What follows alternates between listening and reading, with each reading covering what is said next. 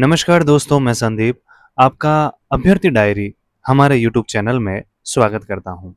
दोस्तों, एक छोटी सी बात, क्या हर समस्या का समाधान तुरंत प्रतिक्रिया देना है? क्या हर विवाद में तुरंत बोल देना चाहिए? क्या हर निर्णय उसी क्षण में ले लेना चाहिए? या कुछ समस्याएं ऐसी भी होती है जिन्हें जितना सुलझाने की कोशिश करते हैं, वे उतनी ही उलझती चली जाती है। इसी विचार को परखने के लिए यूपीएससी ने 2025 के निबंध पेपर में एक अत्यंत गहरा विषय दिया। मैले पानी को अकेला छोड़ने से ही उसे सबसे अच्छा साफ किया जा सकता है। लेकिन क्या इसका अर्थ यह है कि हर समस्या को समय के भरोसे छोड़ देना चाहिए, या फिर कुछ परिस्थितियों में तुरंत निर्णय ही सबसे बड़ा धर्म होता है? आज हम इसी विषय को यूपीएससी के दृष्टिकोण से समझेंगे। दोस्तों, यूपीएससी कभी पानी पर निबंध नहीं लिखवाता, वह आपकी सोच पर निबंध लिखवाता है। और ये जो विषय है, ये मुख्यतः लीडरशिप, डिसीजन मेकिंग या भावनात्मक बुद्धिमत्ता और कॉन्फ्लिक्ट रिजोल्यूशन पर है, और सबसे अधिक सिचुएशनल जजमेंट पर है। यानी क्या आप यह पहचान सकते हैं कि कहाँ धैर्य रखना है और कहाँ तुरंत निर्णय लेना है? यही एक प्रशासक की पहचान होती है। अब दोस्तों, आगे बढ़ने से पहले सबसे पहले हम इस निबंध शीर्षक के सामान्य अर्थ को समझ लेते हैं। इसका जो सामान्य अर्थ है वह यह है कि हर समस्या का समाधान तुरंत हस्तक्षेप, प्रतिक्रिया और बल प्रयोग से नहीं होता है। कभी-कभी हमें संयम, धैर्य और समय के साथ भी प्रतिक्रिया देनी पड़ती है। दोस्तों, आगे बढ़ते हुए जब मैंने इस निबंध शीर्षक के अर्थ को, सामान्य अर्थ को जब मैंने समझ लिया, तब मैंने उस सामान्य अर्थ को ध्यान में रखते हुए इस निबंध की प्रस्तावना को लिखा।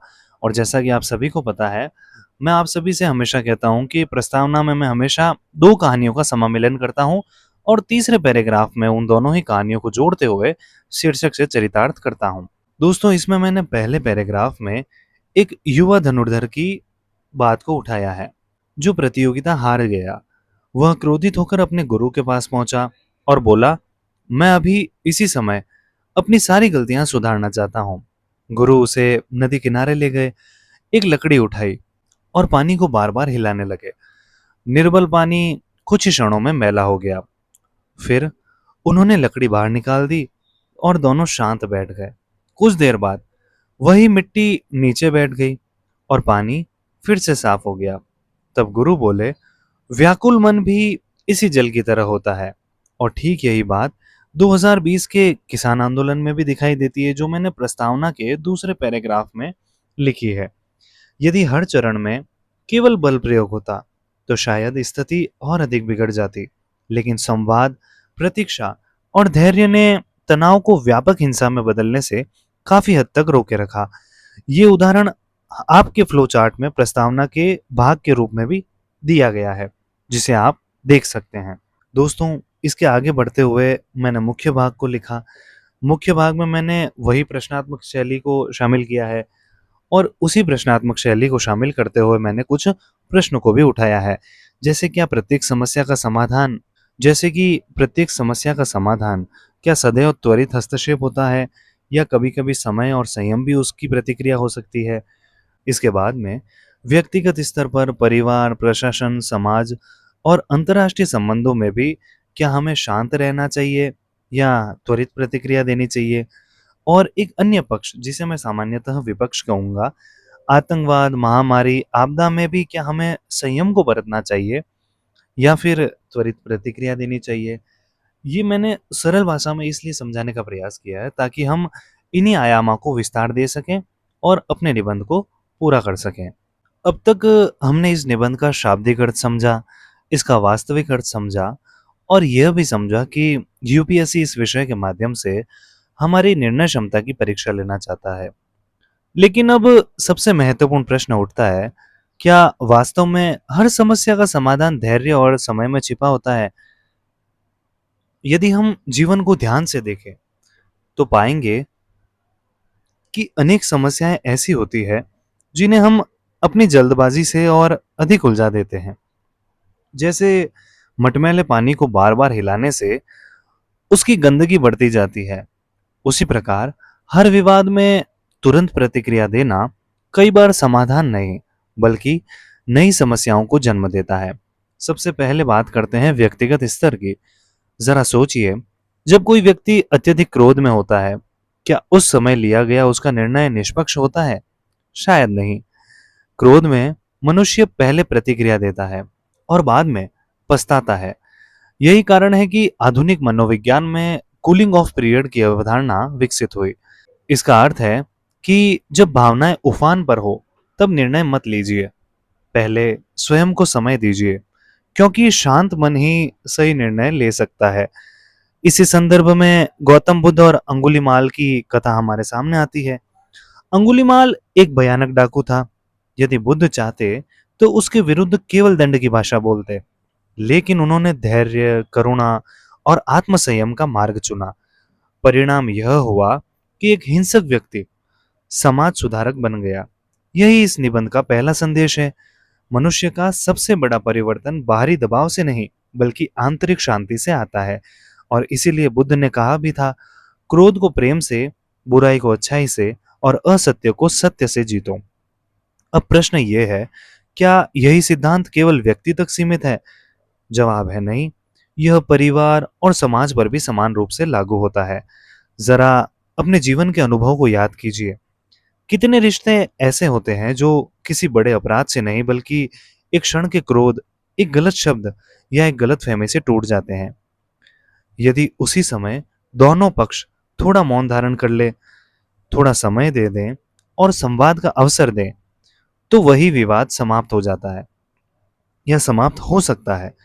इसीलिए कहा जाता है कि हर प्रतिक्रिया आवश्यक नहीं होती, लेकिन हर संवाद आवश्यक होता है। यही बात सामाजिक स्तर पर भी लागू होती है। दक्षिण अफ्रीका में रंगभेद समाप्त होने के बाद सबसे बड़ा प्रश्न था, क्या बदला लिया जाए या समाज को जोड़ा जाए? यदि वहां प्रतिशोध का मार्ग चुना जाता, तो शायद हिंसा का नया दौर शुरू हो जाता। लेकिन ट्रुथ एंड रिकॉन्सिलेशन कमीशन ने, अर्थात सत्य और सुलह आयोग ने, प्रतिशोध के स्थान पर संवाद, स्वीकारोक्ति और मेल मिलाप का मार्ग चुना।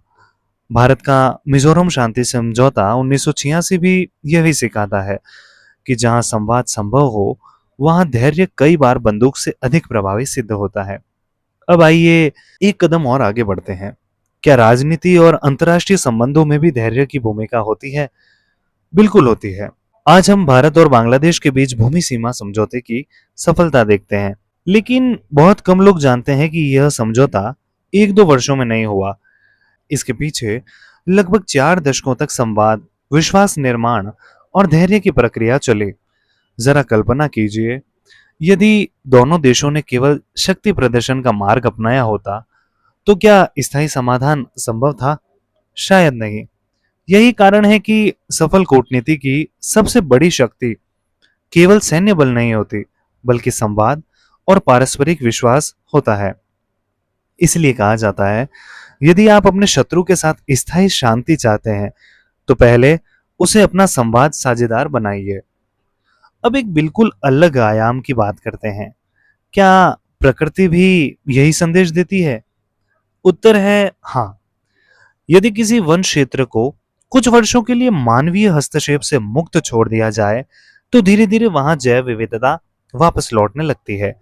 राजस्थान के सरिस्का जैसे क्षेत्रों में संरक्षण के बाद वन्य जीवन का पुनर्जीवन इसका एक ज्वलंत उदाहरण है। अर्थात प्रकृति को हर समय नियंत्रित करने की आवश्यकता नहीं होती। कई बार उसे केवल संतुलित होने का अवसर देना होता है। यही सिद्धांत अर्थव्यवस्था या आर्थिक आयाम में भी दिखाई देता है। आज दुनिया के सबसे सफल निवेशकों में से एक वॉरेन बफेट कहते हैं, धन रातों रात नहीं बनता। सफल निवेश धैर्य, अनुशासन और समय का परिणाम होता है। यदि हर दिन घबराकर निवेश बदल दिया जाए, तो दीर्घकालिक सफलता कभी प्राप्त नहीं हो सकती। यानी चाहे मनुष्य का जीवन हो, परिवार हो, समाज हो, राजनीति हो या फिर अंतर्राष्ट्रीय संबंध हो या फिर प्रकृति या अर्थव्यवस्था, सभी हमें एक ही बात सिखाते हैं। हर समस्या तत्काल प्रतिक्रिया से नहीं सुलझती। कई बार कई बार समय परिस्थितियों को परिपक्व बनाता है। धैर्य भावनाओं को शांत करता है। संवाद विश्वास का निर्माण करता है और जब ये तीनों मिलते हैं तभी स्थायी समाधान जन्म लेता है। यही इस निबंध के पक्ष का सार है। लेकिन क्या इसका अर्थ यह है कि हर समस्या को समय के भरोसे छोड़ देना चाहिए? क्या आतंकवाद, महामारी, आपदा या फिर राष्ट्रीय सुरक्षा जैसे विषयों में भी हमें केवल धैर्य रखना चाहिए? यहीं से इस निबंध का दूसरा पक्ष प्रारंभ होता है। अब जरा कल्पना कीजिए, यदि किसी देश पर आतंकी हमला हो जाए, क्या सरकार केवल वार्ता की प्रतीक्षा करेगी? क्या सेना यह कह सकती है कि थोड़ा समय दीजिए, शायद समस्या स्वयं समाप्त हो जाए?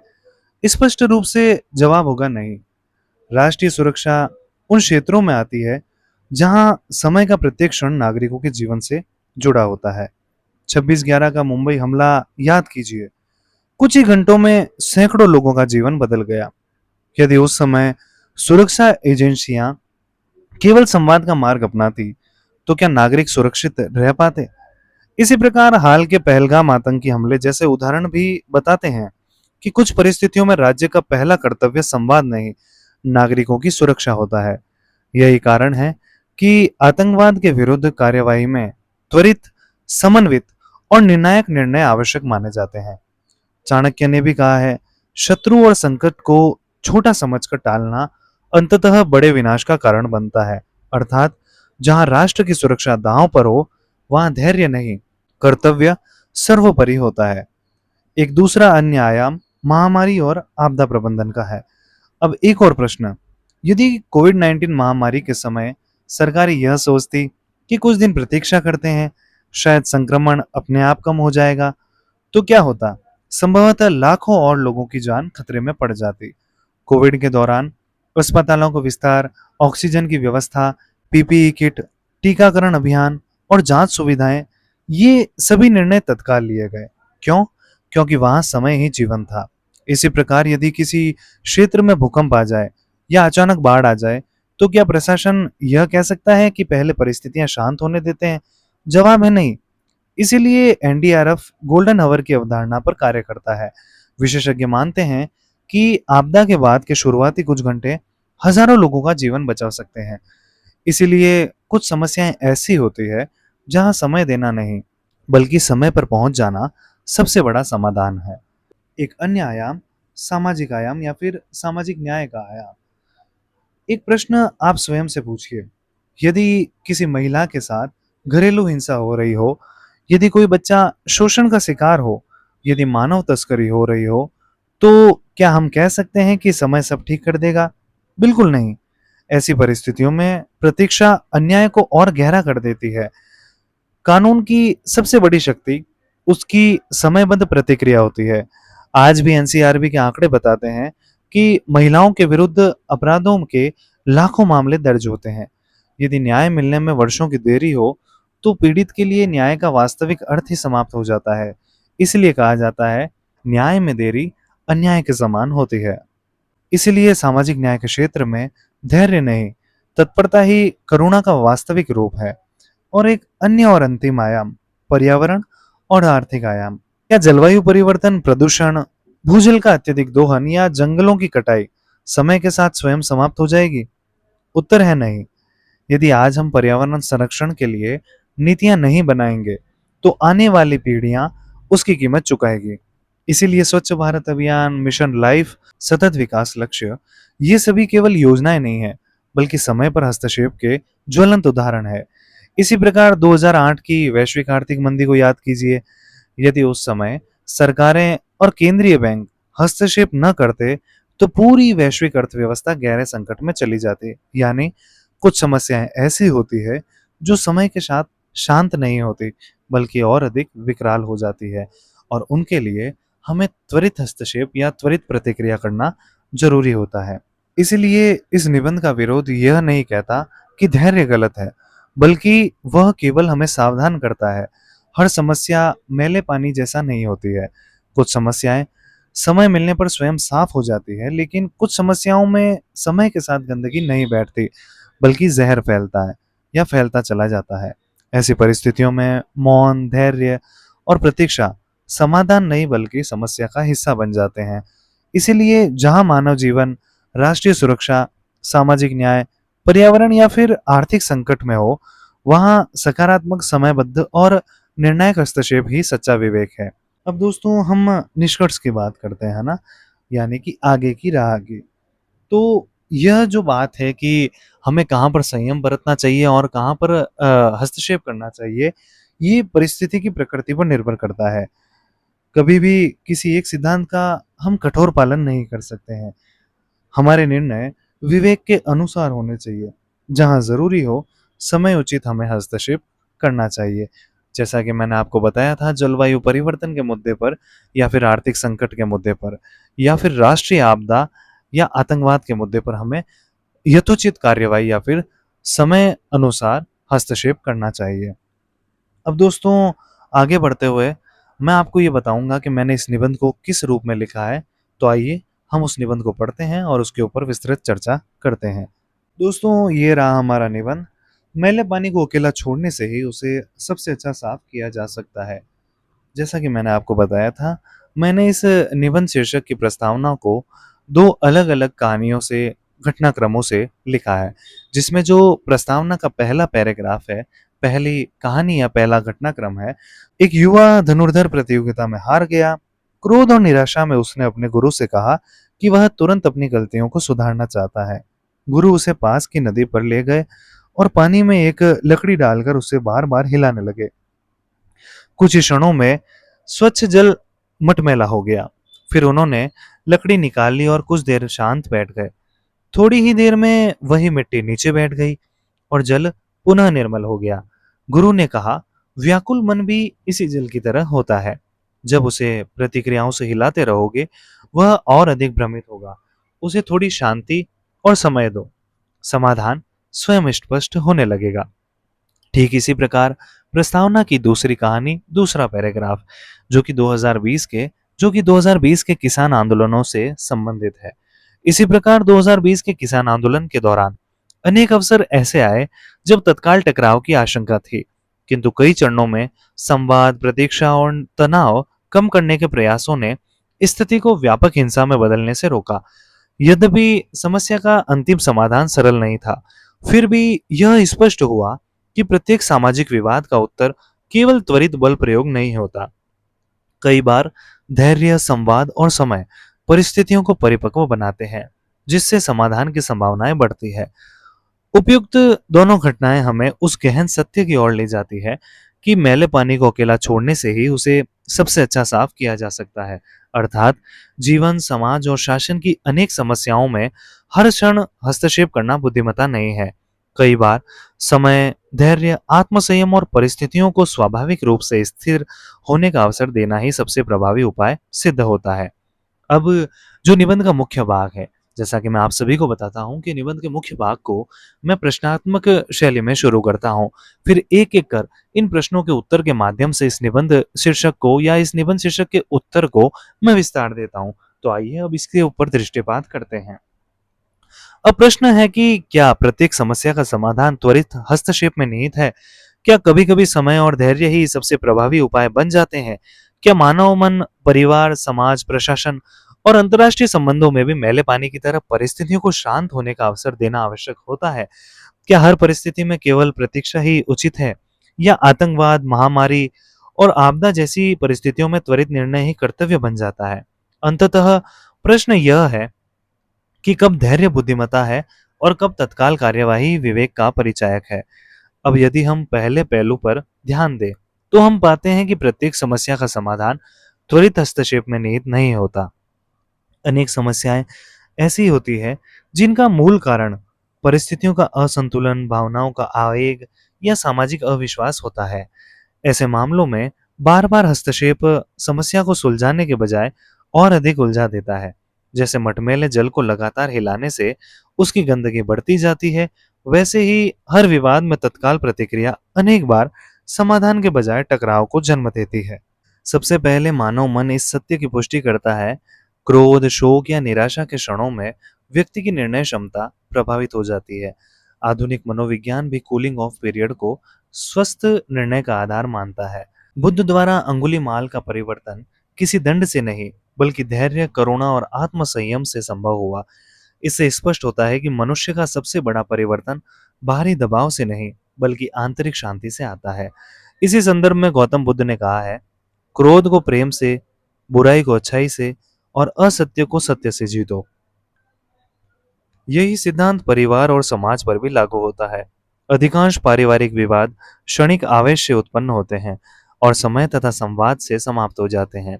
सामाजिक स्तर पर दक्षिण अफ्रीका का सत्य और सुलह आयोग प्रतिशोध के स्थान पर मेल मिलाप का मार्ग अपनाकर नस्लीय विभाजन को कम करने का प्रयास करता है।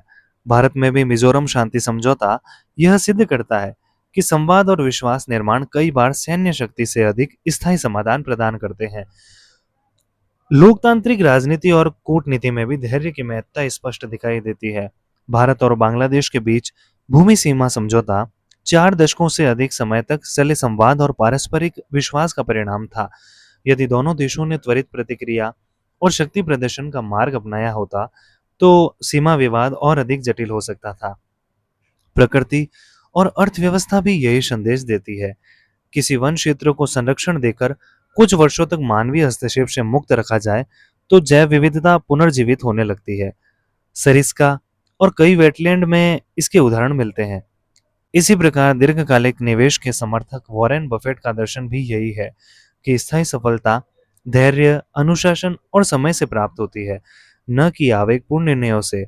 इस प्रकार व्यक्ति से लेकर समाज, शासन, प्रकृति और अंतर्राष्ट्रीय संबंधों तक अनेक क्षेत्रों में समय और धैर्य परिस्थितियों को स्वयं संतुलित होने का अवसर देते हैं और समाधान अधिक टिकाऊ बनाते हैं। किंतु प्रत्येक समस्या को समय के भरोसे छोड़ देना भी बुद्धिमत्ता नहीं है। यानी कि अब यहाँ पर निबंध शीर्षक का दूसरा पक्ष यानी कि विपक्ष के बारे में चर्चा की गई है। यद्यपि धैर्य एक महान गुण है, परंतु इसे प्रत्येक परिस्थिति पर लागू नहीं किया जा सकता। कुछ समस्याएं ऐसी होती है जिनमें विलंब स्वयं अन्याय, विनाश अथवा मानवीय क्षति का कारण बन जाता है। इसलिए विवेक का अर्थ केवल प्रतीक्षा करना नहीं, बल्कि यह पहचानना है कि कब तत्काल हस्तक्षेप आवश्यक है। राष्ट्रीय सुरक्षा इसका सबसे स्पष्ट उदाहरण है। आतंकवाद, सीमा पार घुसपैठ तथा संगठित हिंसा जैसी परिस्थितियों में यदि राज्य केवल संवाद की प्रतीक्षा करे, तो नागरिकों का जीवन संकट में पड़ सकता है। 26/11 मुंबई आतंकी हमला तथा पहलगाम जैसी आतंकी हमले यह स्पष्ट करते हैं कि ऐसी परिस्थितियों में त्वरित, समन्वित और निर्णायक कार्यवाही ही राज्य का प्रथम दायित्व है। इसी संदर्भ में कहा जाता है, शत्रु और संकट को छोटा समझकर टालना अंततः बड़े विनाश का कारण बनता है। इसी प्रकार महामारी और आपदा प्रबंधन में समय ही जीवन होता है। कोविड-19 के दौरान परीक्षण, टीकाकरण और स्वास्थ्य अवसंरचना का त्वरित विस्तार करोड़ों लोगों की सुरक्षा के लिए आवश्यक था। भूकंप, बाढ़ अथवा चक्रवात जैसी आपदाओं में एनडीआरएफ की गोल्डन आवर रणनीति इस सिद्धांत पर आधारित है कि कुछ घंटों की देरी भी हजारों जीवन समाप्त कर सकती है। सामाजिक न्याय के क्षेत्र में भी प्रतीक्षा कई बार अन्याय को स्थायी बना देती है। एनसीआरबी के आंकड़े इस भयावहता को प्रमाणित करते हैं कि देश में महिलाओं के खिलाफ दर्ज 4.4 लाख कुल अपराधों में से 1.2 लाख से अधिक मामले अकेले घरेलू हिंसा के हैं। न्याय प्रणाली पर अत्यधिक दबाव और न्यायिक प्रक्रियाओं की जटिलताओं के कारण मामलों का लंबित होना यह दर्शाता है कि त्वरित राहत के बिना पीड़ितों के अधिकारों की पूर्ण रक्षा एक बड़ी चुनौती है। अतः ऐसे मामलों में प्रशासनिक तत्परता और कानून का समयबद्ध व त्वरित हस्तक्षेप ही न्याय की वास्तविक और नैतिक अभिव्यक्ति है। पर्यावरण और अर्थव्यवस्था भी इसी चेतावनी को दोहराते हैं। जलवायु परिवर्तन, भूजल दोहन और प्रदूषण जैसी समस्याएं समय के साथ स्वतः समाप्त नहीं होगी। इनके लिए तत्काल नीतिगत सुधार, स्वच्छ भारत अभियान, सतत विकास लक्ष्यों की प्राप्ति व मिशन लाइफ आवश्यक है। इसी प्रकार 2008 की वैश्विक आर्थिक मंदी के समय सरकारों और केंद्रीय बैंकों ने यदि शीघ्र हस्तक्षेप न किया होता, तो वैश्विक वित्तीय व्यवस्था और गंभीर संकट में पड़ सकती थी। अतः स्पष्ट है कि सभी समस्याएं मैले पानी के समान नहीं होती। कुछ समस्याएं समय के साथ शांत होती है, जबकि कुछ समस्याएं समय के साथ और अधिक विकराल हो जाती है। अब प्रश्न यह नहीं है कि धैर्य श्रेष्ठ है या त्वरित हस्तक्षेप, बल्कि यह है कि परिस्थिति की प्रकृति क्या है। जहां समस्या भावनात्मक, सामाजिक तथा संवाद से संबंधित हो, वहां धैर्य और समय समाधान की भूमि तैयार करते हैं। परंतु जहां मानव जीवन, न्याय, पर्यावरण या राष्ट्रीय सुरक्षा पर तत्काल संकट हो, वहां विलंब स्वयं समस्या बन जाता है। इसलिए अच्छे नेतृत्व, सुशासन और परिपक्व नागरिकता की पहचान किसी एक सिद्धांत का कठोर पालन नहीं, बल्कि सही समय पर सही निर्णय लेने की क्षमता है। तथा मैले पानी को भी तभी अकेला छोड़ना चाहिए जब वह स्वयं निर्मल होने की क्षमता रखता हो। यदि उसमें निरंतर विष घुल रहा हो, तो समयोचित हस्तक्षेप ही सच्चा विवेक है। इसी संदर्भ में कहा गया है, श्रेष्ठता किसी एक गुण में नहीं बल्कि सही समय पर सही निर्णय लेने की क्षमता में निहित है। दोस्तों, मैं उम्मीद और आशा करता हूँ कि ये निबंध और इस निबंध से संबंधित रूपरेखा और यह पूरी चर्चा आपको पसंद आई होगी और आप इससे लाभान्वित हुए होंगे। एक अपील है दोस्तों, एक निवेदन है आपसे कि इस वीडियो को तथा हमारे अभ्यर्थी डायरी के इस चैनल को अपने सहपाठीगण, अपने मित्रों से अधिक साझा करें, ताकि वे भी इसी प्रकार की अध्ययन सामग्री से अधिक लाभान्वित हो सकें। एक दोस्तों, एक अंतिम निवेदन, इस वीडियो को देखने के बाद में आपकी जो भी राय हो, जो भी प्रतिक्रिया हो, वह कमेंट सेक्शन के माध्यम से ज़रूर दर्ज कीजिएगा। धन्यवाद।